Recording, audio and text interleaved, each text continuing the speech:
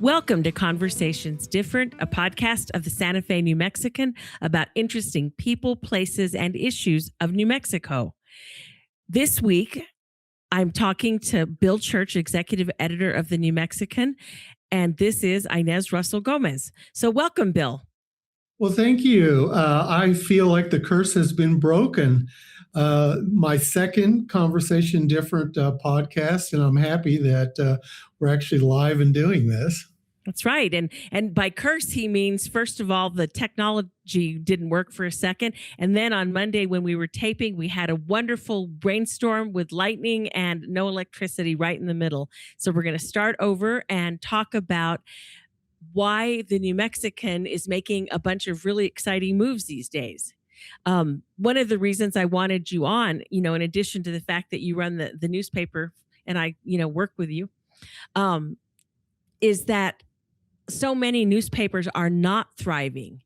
And yet we are a small independent paper that is really got some exciting adventures ahead of us. And I wanted to talk about that, especially the move going to southern New Mexico. Sure. So I'm not so sure that I am your prototypical Conversation Different guest because I'm not interesting, but I do live in an interesting place. Yeah. And when I think about what's happening in the local news ecosystem, it is remarkable. And I don't mean that in a superfluous way. It is remarkable for any news organization to be thinking about expansion at this time. When you take a look at the Northwestern University and the Medill Journalism School's annual State of Local News, in New Mexico, our 33 counties, 6 of them, that's almost 20%, have no news media outlet. Think about the impact that has across a state in terms of particularly in a state that has been plagued at times with lack of relevant internet access, although there has been improvement in that area. The basic tenets of democracy, of news, of information from your community have been lacking because of the decline in local journalists in a lot of these markets, and also the reduction or demise of local news outlets. And when we look at things, it is so easy to think of Santa Fe and northern New Mexico in the bubble because the New Mexican has been here for 176 years. And thanks to the McKinney family and our wonderful owner, Robin Martin, that esprit de corps of staying locally owned and independent has made us probably bigger than most news organizations in a community our size. And yet it's also because of Robin. And as we looked at the landscape in New Mexico, there are places, particularly in southern New Mexico, that have become in many ways urban ghost cities for the type of local news that needs to happen. And it's our commitment from a public service journalism perspective that we're going there because it makes sense for the New Mexican too. I really like that attitude because as anyone knows who's listened to this podcast for a while and just looking at me, I've done this for a long, long time. And I was at the New Mexican the first time when it was owned by an outside corporation. The Gannett Company owned it. It was before Mr. McKinney got it back. And they were interested in profits and having as few people in the newsroom as possible to then take as much money back to corporate headquarters. And I think the profit margins were something like 13 and 14%. It was, they were just raking money in. And then when Mr. McKinney got the paper back, he really took it seriously to invest in the community. And that meant hiring reporters to tell stories. And in those days, the Las Cruces Sun News was an excellent small newspaper. It was aggressive. It was hard hitting. And now it is very small. And what I remember reading, you wrote a column about how we had decided to go to the border basically and cover the issues between our countries and whatever else news is happening there, and talk about why that was the place to go. There are several reasons that got me personally curious about Las Cruces. We have a producer who's on this call who's invisible to all of our viewers. Ernesto was a student and graduated from New Mexico State University, and I'd pop in and talk to Ernesto and try to make conversation with him. And I got curious. When I went to visit Las Cruces, I was fascinated with the heritage of the community, the importance of New Mexico State University, and also just the dynamics of the community. I had breakfast one morning at the Shed, a local restaurant that everyone knows, and we were very excited because the place was just packed and energized, and my wife was with me on the trip, and it was a Friday, and she goes, "I want to come back here tomorrow for breakfast." So we decided to come back to the Shed Saturday morning. They opened at 7 and no one was there.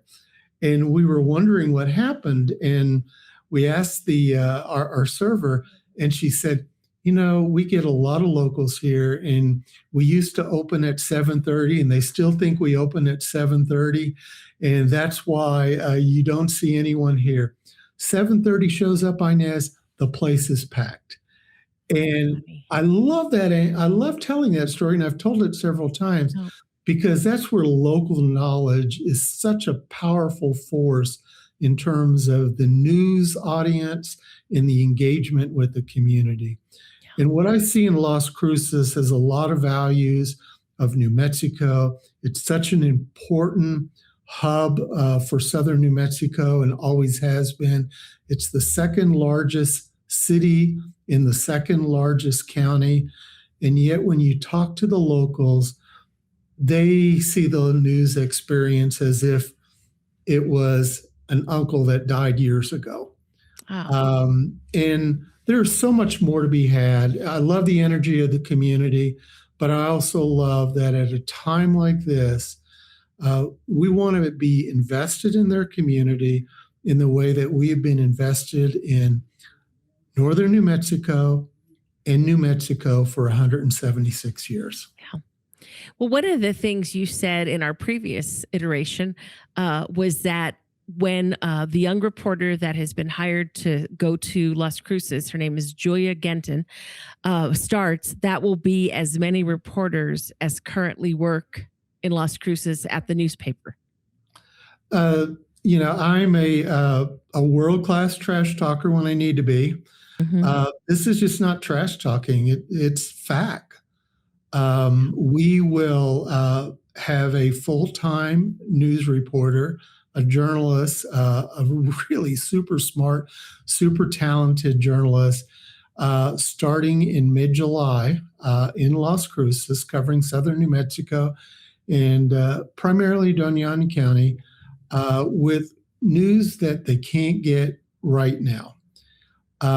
But we are going to be expanding quickly, and I have breaking news. Oh, wow. Conversation Different podcast. I didn't even share this with you beforehand. Yep. But it's going to be announced next week that we've received a significant national award to help further our expansion into southern New Mexico. Oh, wow. And this means we will be hiring more journalists as we really look at this as investment in the community and investment in journalism in New Mexico as a public good. Wow. So this is going to be interesting to see how it works, because obviously right now we have a print newspaper that's printed here in Santa Fe, delivered mostly in Santa Fe, northern New Mexico. And I would assume that the stories about Las Cruces and Doña Ana County are going to be kind of a statewide reach. So we're going to be interested in it up here. But obviously, they can't get the newspaper. So there'll be a print presence in Santa Fe and northern New Mexico, but their paper will be online. Is it going to be presented differently? Like, will there be a different web page for down there to, focus on their community, or how does that all work? Sure. So our 176-year-old news organization, which continues to print 7 days a week, which makes us an anomaly nationwide, particularly when you talk to those in the industry. Our 176-year-old news organization is about to become a digital startup. Because that's where we are launching and where our strength area. We've done some of our own initial analysis. I don't mind telling you, and I know you're going to put your poker face on, that I'm a bit of a data nerd on certain things. We see the audience opportunity early on. It's a younger community than Santa Fe County. It's one of the largest, if not the largest percentage of Hispanic families in New Mexico live in Doña Ana County. It's also a community of sneaky wealth, $1.86 billion in taxable receipts in the first quarter. Home prices are rising there because of demand. It's a university town. Yep. It's a town for the elder that look at retirement as one of their options. In order for us to be successful there, we are going to create, first off, digital products that fit their market. Okay. Newsletters, podcasts that are focused more on southern New Mexico and Las Cruces. There will be an e-edition. There will be a Las Cruces New Mexican, and treat that as a title for now, but that seems to be the working title that we're looking at. That site so that you can bookmark it. There will be a URL attached to it. So yes, we're going down there in many ways as a digital startup, but we're not giving up or not thinking about print. And we've got iteration of ideas that we're looking at, Inez. We want to make sure that that whatever we do on the print side is reflective of southern New Mexico in this market. And we want it to be special. In many ways, it may feel more like a marketing opportunity early, but we know the tactile impact of print. And so we're not in any way just going down with the same model that we have here. We also are in the process right now of launching a market study that we will also use the results to help understand the media consumption experience. But yes, digital startup from a 176-year-old company, but more to come because we will iterate and drive new products depending upon what the market and what that audience is telling us. All right. We'll take a quick break and be back in a moment with more Conversations Different.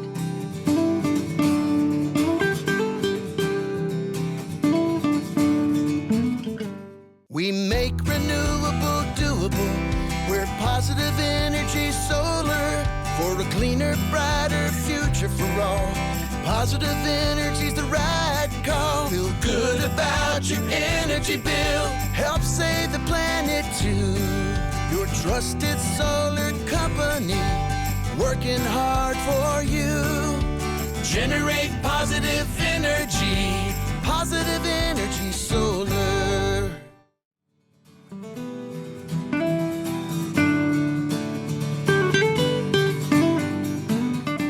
Welcome back to Conversations Different. This is Inez Russell Gomez, and we are talking to Bill Church, executive editor of the Santa Fe New Mexican. One of the things you mentioned in our first segment was newsletters. And I have noticed, being a subscriber and reader of the New Mexican, that we have a lot of newsletters now separate from our print product. So talk about what those are and why they're important in today's journalism market. So I can give you the nerdy marketing version of it, or I can just give you the value for readers version of it. And I want to start with the reader version first. Matt Dalsud, who is like our all everything digital editor, writes a often adventure on one of the classic Matt Dalsud hikes that Inez would kill both of us if we ever attempted to go into the high elevation tundra that is Matt's domain. His newsletter is always among the most viewed. His stories of his hikes, of geological formations are always among the most read.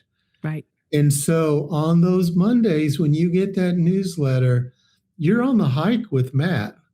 I mean, Matt doesn't really want to hike with me because I'm going to complain.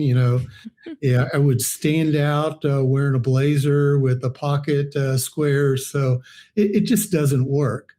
But I can be on those hikes with Matt. And it's the newsletter that is the first entry point. And then the newspaper tells you get a little more. The digital version of the story allows you to look at his photos and videos, and they all work in a synchronistic way. It's what fits you. Newsletters work early. They're called top of funnel experiences because it gives you the news of the day. One of our most popular newsletters is the Roundhouse Report. Mr. Chacon, who does a podcast, I heard, does the Sunday version of the Roundhouse Report. Nate Brown does the midweek version. And I find it is a wonderful compilation of what's happening in politics in New Mexico. And then I go onto the New Mexican site or pick up my print version because that's still my happy place and get more details. Right. So the newsletters serve as a really wonderful top of funnel, give you a great read, give you a voice. And we have 13, I believe, with a few more coming in the next month. And the newsletters are doing quite well. They range from sports, which is Will and James, being Will and James, to also a podcast. Yes, I heard they do a podcast too. Mm-hmm. And to our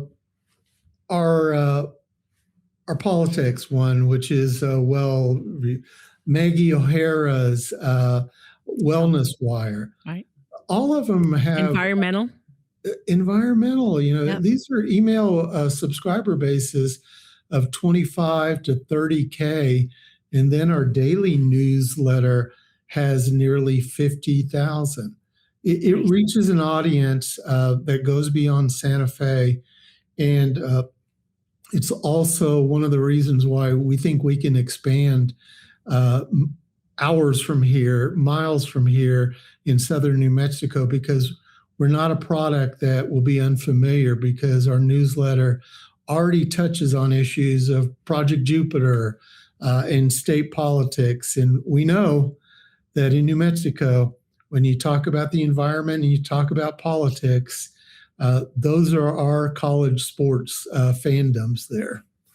That's right. Well, we still have Lobo and Aggie basketball, but you're right. And we're going to have a state office holders if the Democrats win, as they tend to do, with at least some officers from other parts of the state. So we're going to have a couple from southern New Mexico. And even if the Republicans win, they're based out around the state.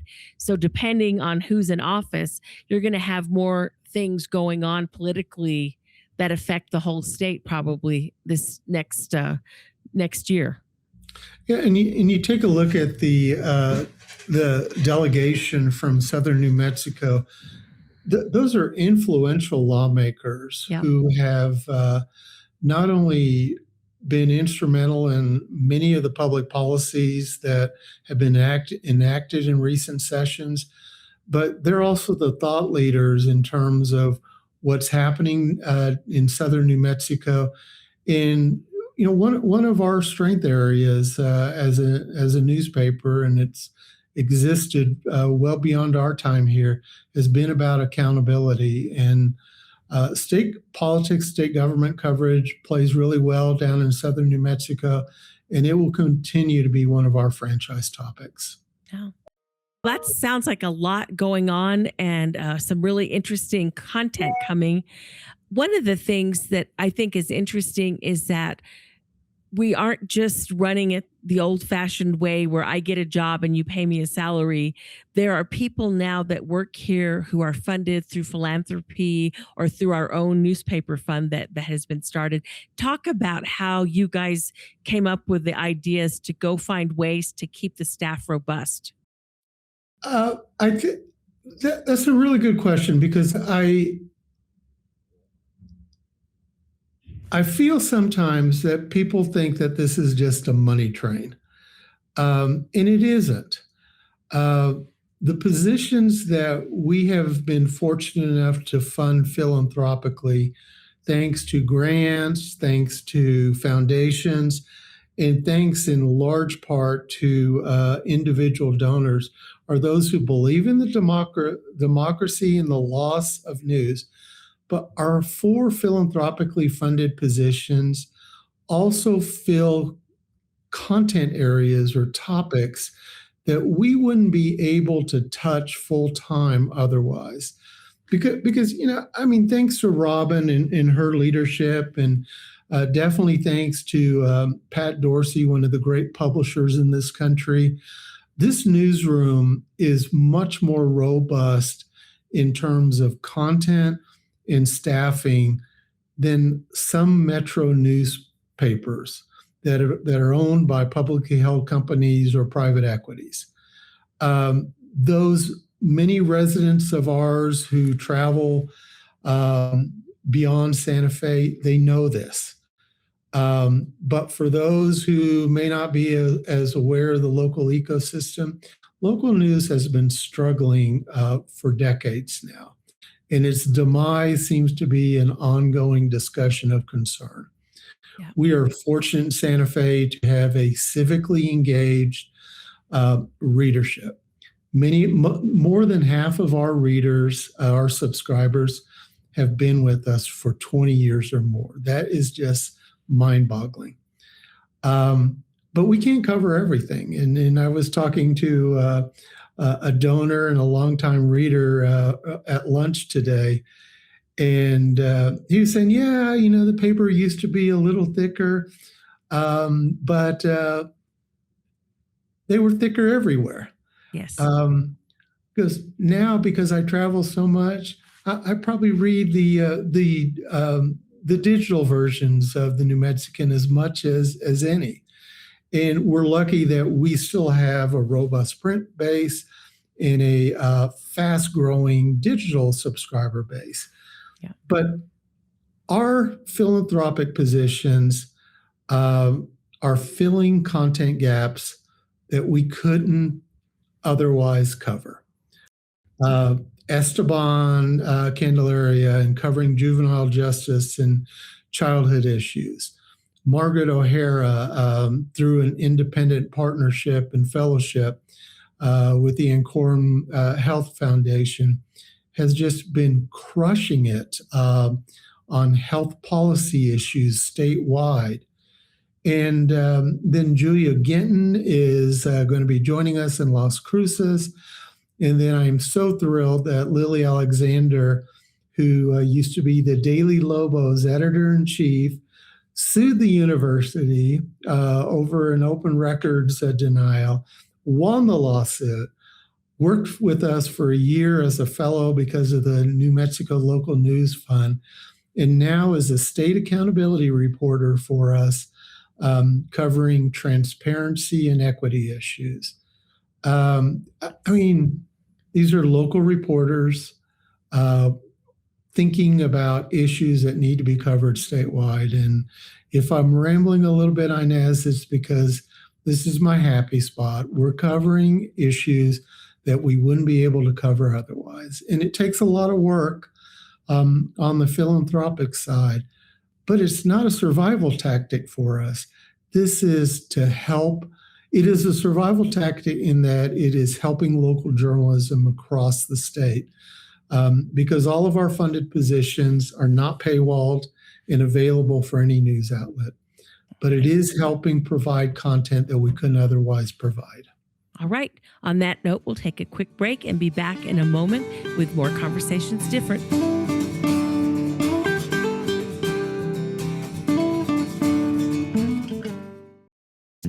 This is Patrick Dorsey, publisher of the Santa Fe New Mexican. Looking to reach a wider audience and grow your business? For 175 years, the Santa Fe New Mexican has been the trusted voice of Santa Fe, with unmatched local reach in print and online.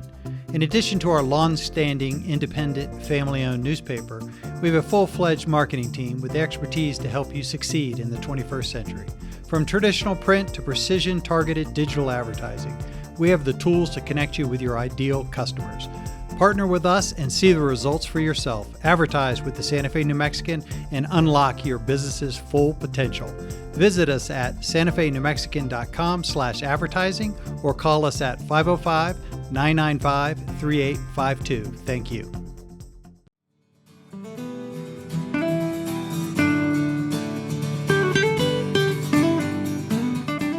Welcome back to Conversations Different. We are talking to Bill Church, the executive editor of the Santa Fe New Mexican.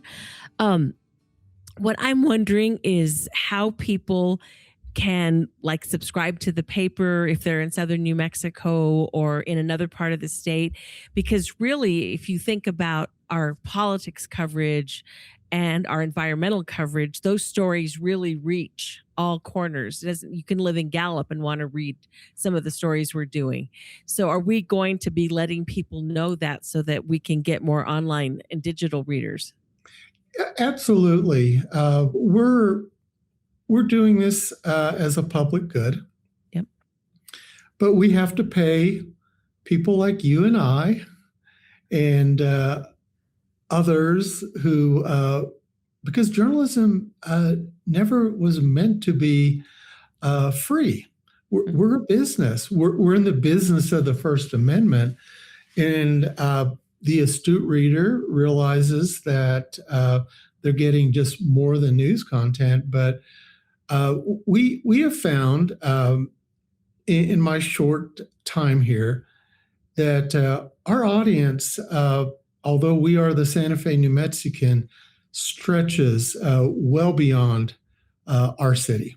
Yeah. We have got a large presence in Albuquerque, in Rio Rancho, in Phoenix, and I don't think it has anything to do with prior gubernatorial candidates. We have IP addresses that say Phoenix is a locale here. And whenever we do stories out of Las Cruces or southern New Mexico, we can see the traffic spike. So yes, we would not turn down anyone who wants to subscribe to the New Mexican now. The enhancement that's going to happen is that when we move down into southern New Mexico with our own team there, subscribers here at the New Mexican will also be able to have access to that content too. So that's the value add that comes out of this. That's exciting. And so many people here go to state or their kids go to state. So there really is a bigger connection, I think, than people think about sometimes.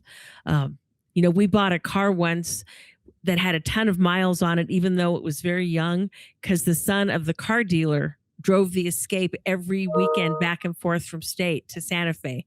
And he was homesick. So he came back and I think he finished at UNM. But we got a great deal on a really souped up Ford Escape because he had driven it too much and his dad wanted him to sell it. So Ideas, I can't tell you as the number of times when I mentioned to someone in the community before we went public, although I don't really know how public my column sort of kicks things off. But anytime I have talked to anyone and said, hey, I'll give you a secret, we're going to be expanding into Las Cruces. The first thing that happens is people tell me about their family down there. Yep. Or their connections. Or have you been down there? Have you been to this place? And I think we sometimes forget that New Mexico is just one big family. Yep. And your connections down there translate up here. And, the publisher in Taos, longtime publisher, Chris Baker, diehard New Mexico State grad, he claims that his photo is somewhere in the journalism building, and I'm going to fact check that the next time I'm there. Yeah. But I first time I had dinner with Chris, he wanted to watch the New Mexico State football game, at one of the local restaurants, and now that's a fan because the football team is not exactly sterling. So that's that's funny. That's funny. Yeah, no, I'm going to give you the name of my first cousin's son who went to Las Cruces and became a city employee and retired as the public works director and stayed. His mother knew if he went away to school, he would never come home. And sure enough, he did not return to Las Vegas. So that's a smart mom there. Yeah, she did not like him leaving. It's funny, but it is a place that most of us have gone, have friends at, and we share a lot of issues. And if you're in a town where so much is happening, I know that Doña County is having some kind of issues with transparency and audits, just like we have up in Santa Fe, but they don't really have reporters, teams of them to go cover it. You have Project Jupiter and all of that going on. It's the city, not the county, that's having the issues. But you have all the things going on with Project Jupiter, and you have the university. I mean, there's just a lot of news.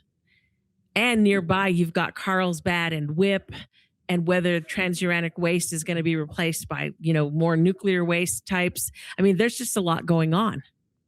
There are some fearless news nonprofits that are trying to fill the gap in southern New Mexico.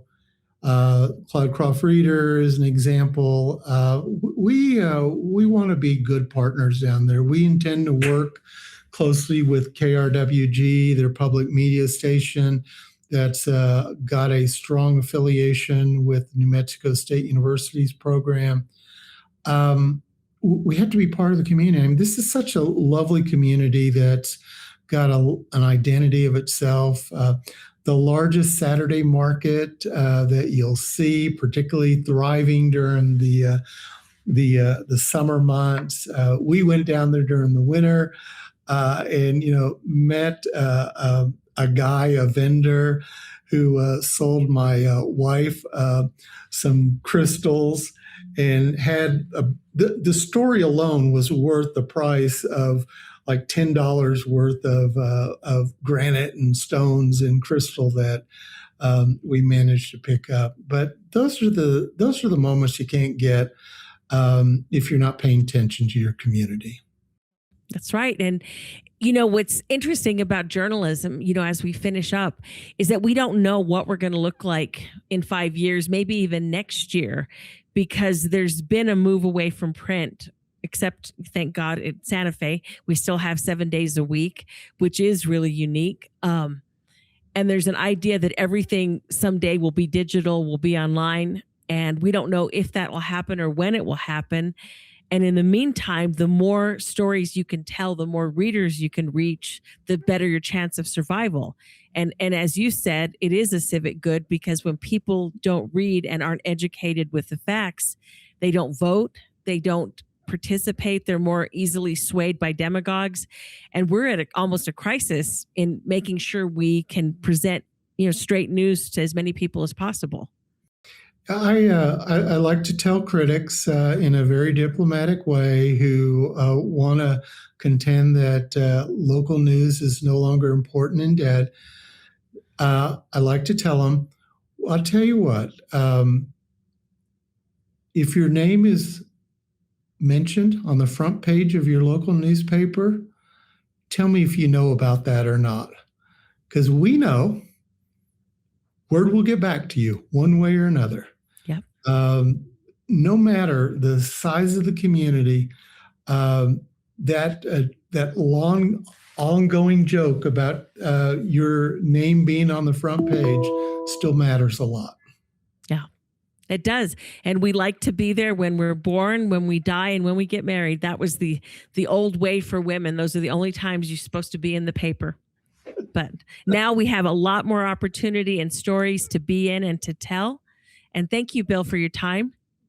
My pleasure. The curse is over. It is. We finished. On that note, this has been another Conversations Different. We'll be back next week. Thank you for listening to Conversations Different, hosted by me, Inez Russell Gomez, editorial page editor for the Santa Fe New Mexican. Our weekly episodes would not be possible without your support. We hope you enjoy them and keep listening. New episodes drop every Tuesday. Consider signing up for our newsletter so you never miss an episode, and while you're at it, consider subscribing to the Santa Fe New Mexican. Our podcast is available by visiting our website, santafenewmexican.com/podcasts, or wherever you get your podcasts. Conversations Different with Inez Russell Gomez is produced by Matt Dalside and Ernesto Cisneros, published by the Santa Fe New Mexican, a local and independent newspaper owned by Robin Martin.